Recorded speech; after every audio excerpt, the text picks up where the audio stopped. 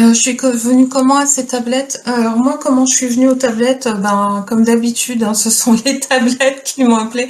En fait, moi, je suis accompagnée par Todd depuis un moment. Et je ne savais pas en fait qu'il avait écrit des tablettes. Et bon, je pense que c'est en cherchant sur YouTube, pas sur YouTube, mais en cherchant sur Internet qui il était. Et puis moi, je suis très connectée à l'Égypte, hein. J'ai eu une incarnation là-bas justement à l'époque d'Isis. J'ai reconnecté avec tout ça. Et Thoth a été mon enseignant à l'époque. J'ai tellement reconnecté que avant même de reconnecter à Isis, j'ai reconnecté via Elizabeth H. Alors, qui a écrit un livre. Elle en a écrit plusieurs que j'aurais pu limite écrire moi-même. Donc, Initiation. Et ce sont des livres qui m'ont appelé au tout début. Bon, là, je mets la référence dans le salon. Alors, je peux pas vous expliquer pourquoi, mais en tout cas, sachez qu'on se réincarne et que moi, j'ai la connaissance parce que ça m'a été montré. Et puis bon, je l'ai compris au début pour moi-même, mais par moi-même, mais après, ça m'a été confirmé. Sachez que quand vous vous réincarnez, vous laissez des traces pour vous. Soit vous laissez des traces sur les murs, donc on parle des monuments historiques, soit vous laissez des traces dans des livres, tout simplement pour vous-même, pour que vous soyez en mesure de retomber dessus lors de votre prochaine incarnation. Elisabeth H., je peux pas vous dire, mais en tout cas, ses bouquins et tout le parcours qu'elle a fait correspond exactement à mon parcours à moi. Elle m'a fait gagner un temps fou. C'est comme si, entre guillemets, je m'étais laissé des post-it et que j'étais revenue ici. Donc, il y a beaucoup de personnes qui n'aiment pas lire et qui se disent qu'elles préfèrent apprendre par elles-mêmes. N'oubliez pas que vous êtes parfois déjà passé. Ça sert à rien de reprendre un bouquin du début quand vous avez un marque-page. Vous voyez ce que je veux dire? Vous n'allez pas vous retaper le livre à chaque fois que vous allez le reprendre. Là, tout ce qui est monuments, les pays qui vous attirent, les monuments qui vous attirent, moi je parle de monuments parce que c'est ce qui me vient, mais tous les supports que vous pouvez vous avoir laissé dans le passé pour aujourd'hui, quand vous avez quelque chose qui vous intéresse, il faut aller vers cette chose-là, il faut vous renseigner, parce que c'est peut-être tout simplement un marqueur qui vous permet de repartir avec des connaissances avec lesquelles vous n'avez pas pu repartir, tout simplement, parce que vous vous êtes réincarné sans être en mesure de vous rappeler ce qui s'est passé avant.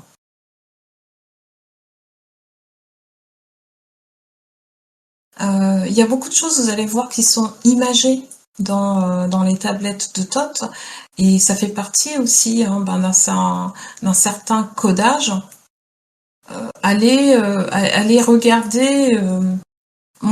Chacun a ses croyances. Moi, je pense que l'Atlantide, elle a existé parce que je l'ai vue. Donc, je m'en souviens. C'est vraiment quelque chose qui a existé. Et oui, je pense que c'est quelque chose qui a été englouti. Après, il y a des endroits, il y a des espaces qui sont présentés et qui sont vraiment de l'ordre de l'image, c'est certain. Alors, on va passer à la tablette 2. Où là, justement, il nous parle de la chambre de la Menti. Alors, il nous parle des enfants de la lumière. Les enfants de la lumière ont regardé les enfants des hommes. Donc eux, en fait, les enfants de la lumière, ils viennent de la lumière. Les hommes, ils viennent de la terre. Ils ont regardé les enfants des hommes et ils ont vu qu'ils étaient emprisonnés par une force obscure venant de l'au-delà. Ils savaient qu'ils pourraient se libérer de la terre au soleil s'ils parvenaient à se libérer de l'emprise de ce pouvoir obscur. Pour les aider, ils se sont incarnés dans les corps qui ressemblaient à ceux des hommes. Donc déjà, ils ne sont pas incarnés dans des corps d'hommes. C'est bien ce qu'il dit. Ils se sont incarnés dans des corps qui ressemblaient à ceux des hommes.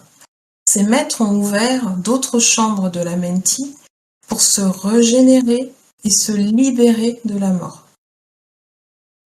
Il y a eu 32 enfants de la lumière qui se sont incarnés parmi les hommes pour les libérer des forces de l'obscurité de l'au-delà. Dans les profondeurs de la chambre de la vie, une fleur de lumière s'est mise à pousser pour repousser la nuit. Le rayon qui s'en émane donne la vie, la lumière et le pouvoir à tous ceux qui s'en approchent. Autour de cette fleur, les enfants de la lumière ont fait un cercle avec 22 trônes où les enfants de la lumière pouvaient s'immerger dans la lumière. Périodiquement, à chaque 1000 ans, ils trônent pendant 100 ans avec leur premier corps de lumière afin de s'imprégner de la lumière de la vie. Ici, on parle d'incarnation terrestre. Là, quand on vous parle du fait que, en gros, pendant 1000 ans, ils trônent pendant 100 ans, périodiquement, à chaque 1000 ans, en fait, ça veut dire qu'il y a un enfant de la lumière qui naît en tant qu'être humain sur Terre, en tant qu'homme sur Terre, il en prend le corps, et il va vivre comme ça à nos yeux, pendant environ une centaine d'années. Il va repartir ensuite dans les chambres de la Menti pour pouvoir se régénérer. Pendant que leur corps de lumière est endormi, ils s'incarnent dans le corps des hommes pour leur enseigner comment sortir de l'obscurité pour aller vers la lumière. Donc en gros, on a un maître, entre guillemets, qui naît tous les 1000 ans. Ce que Thoth nous indique dans la tablette numéro 2.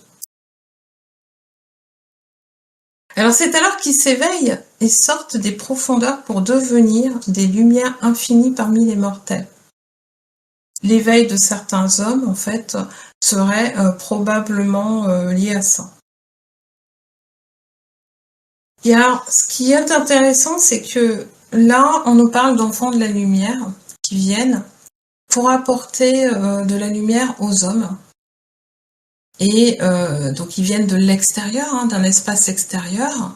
Ils prennent un corps humain pour pouvoir nous enseigner des choses, mais ils viennent dans toute leur puissance, entre guillemets. Mais il en est de même pour celui qui se libère seul des profondeurs des chambres de la Menti et se propulse hors de la nuit. Alors retenez bien ce passage parce qu'on va y revenir plus tard. Donc, je veux que vous imaginiez, on parle des profondeurs des chambres de la Menti, on parle d'un endroit obscur, et on parle en fait d'êtres qui vont se propulser hors de la nuit, c'est-à-dire qu'ils vont jaillir en fait, et qui sont unis aux enfants de la lumière. Ils observent les limites qui entourent les hommes et se tiennent disponibles pour les aider à s'en affranchir lorsque la lumière arrivera à peu. Vous voyez, on a deux sortes d'êtres, entre guillemets, qui viennent nous aider. Il y a ceux qui sont issus de la lumière directement, ils baignent dedans, ils sont cette énergie. Et il y en a d'autres, en fait, qui sortent de quelque chose de beaucoup plus sombre, de beaucoup plus profond, dont ils ont pu s'extraire avec une certaine forme de sagesse pour venir aussi nous enseigner des choses. Alors, je vais vous lire, en fait, des passages. À partir de ce chapitre, je vais vous lire des passages. Au cœur de la flamme éternelle résident les 7 seigneurs de l'espace-temps, qui aident et guident les enfants des hommes dans le passage qui traverse le temps. Au centre se trouve le Neuf infini, qui prend la forme d'un cercle entier, qui projette son bras selon son intention. C'est lui le Seigneur des seigneurs. Redoutable dans sa présence voilée, il préside au grand cycle cosmique, il surveille et mesure la progression des hommes. Le 9 en numérologie, c'est le cycle en fait de la fin. D'accord? Donc on va de 1 à 9 en numérologie. Et là en fait, on vous indique qu'il y a 7 seigneurs de l'espace-temps. On va Thoth, il va donner les chiffres après. Et au centre, on a le 9. Là, il va parler en fait du but, le but de l'homme, le but de l'âme, entre guillemets. Il indique que quand on est, en fait, on choisit au moment de l'incarnation un travail. Lui, il appelle ça un travail. Mais vous voyez, nous, c'est un petit peu les plans qu'on fait pour notre incarnation, les contrats, les objectifs en fait de vie. Tu choisis le travail qui te convient et tu poursuis ton œuvre sans relâche sur le sentier de la lumière, où tes pas te mènent toujours plus en avant vers la montagne de la lumière. Donc là, on parle vraiment de l'âme. C'est l'âme qui fait ce choix. Nous, après, quand on est incarné, on oublie. On va partir dans des directions, etc. Parce qu'on n'est peut-être plus à l'écoute de notre âme. Mais cette âme, en fait, elle va sur un chemin qui est une montagne, en fait. Hein. C'est énorme ce qu'elle a à faire. Cette montagne qui devient toujours plus haute à mesure que tu t'en approches, tout comme le but devient plus grand à mesure que tu progresses. Et donc ça, Julien, c'est ce dont je te parlais. C'est le fait de j'ai un objectif, mais cet objectif, une fois que je vais l'atteindre, il y aura toujours un truc derrière, parce que dans ces espaces-là, on n'atteint jamais la vérité en fait. Et donc l'âme, elle va toujours être en recherche de quelque chose pour pouvoir mieux comprendre, sachant que ce qu'elle essaye de comprendre est en constante évolution. Et ça, Thoth, il va en parler. Alors là, il rencontre les maîtres en fait. C'est alors qu'un des maîtres se leva de son trône et me guida à travers les chambres des terres profondes et secrètes de la Menti pour me dévoiler des mystères inconnus de l'homme. Donc Thoth, il sort de son corps la nuit, il se dirige dans les chambres de la Menti et il rencontre en fait les maîtres à qui il va poser des questions. Il me conduit dans le passage obscur jusqu'à la chambre où siège la mort noire.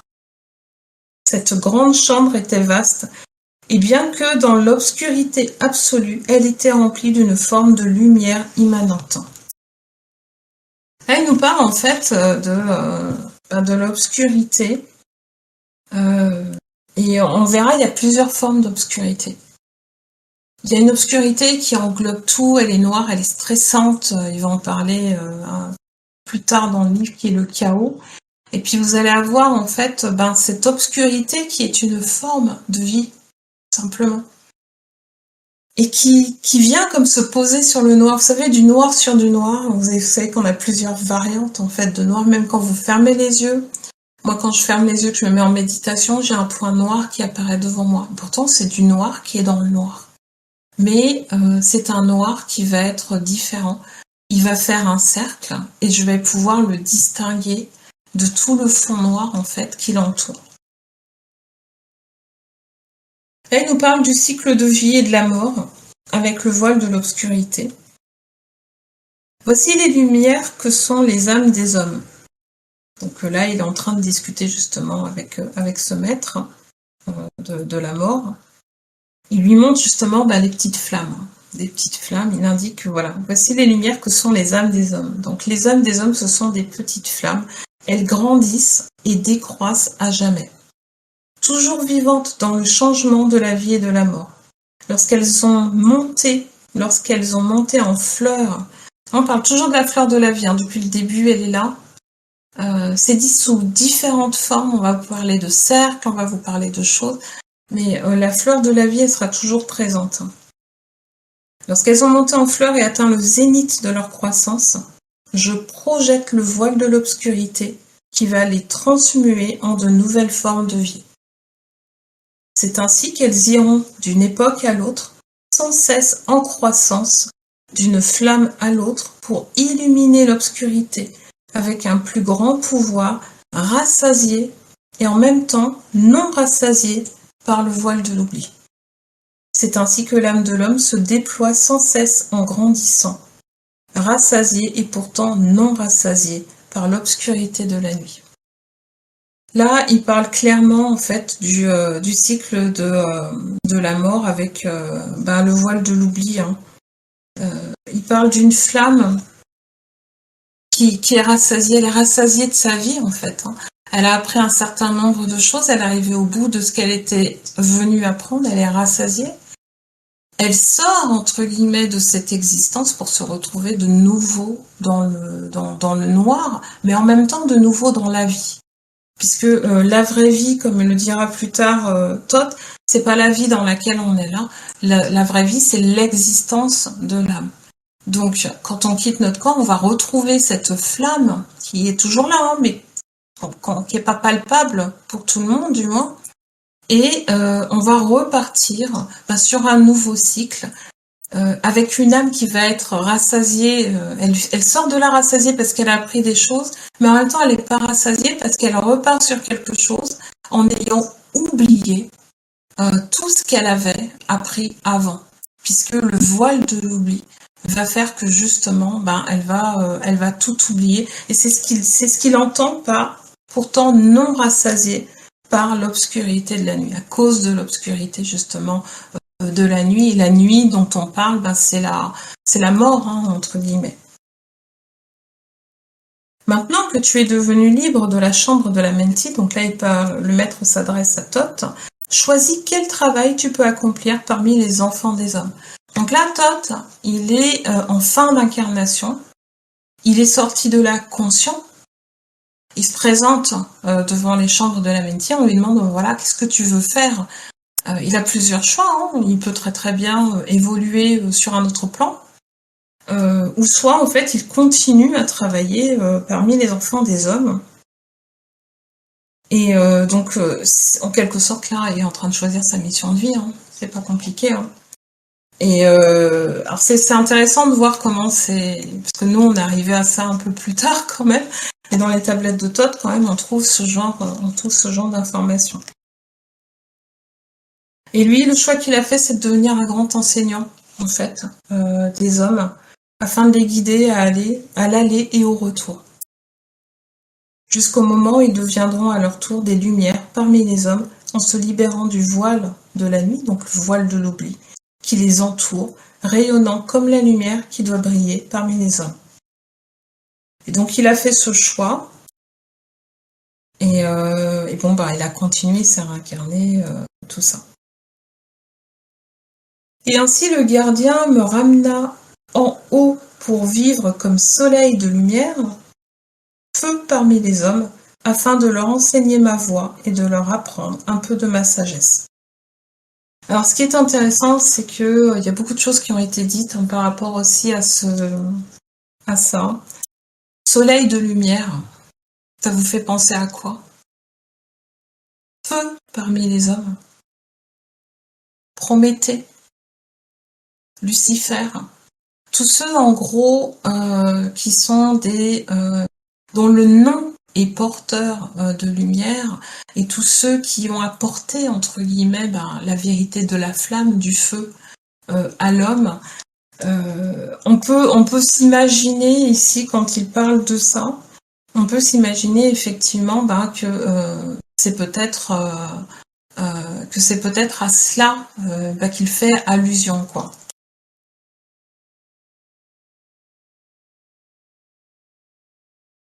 Alors le voile de l'oubli, c'est quelque chose qui a été imposé, c'est une règle sur Terre.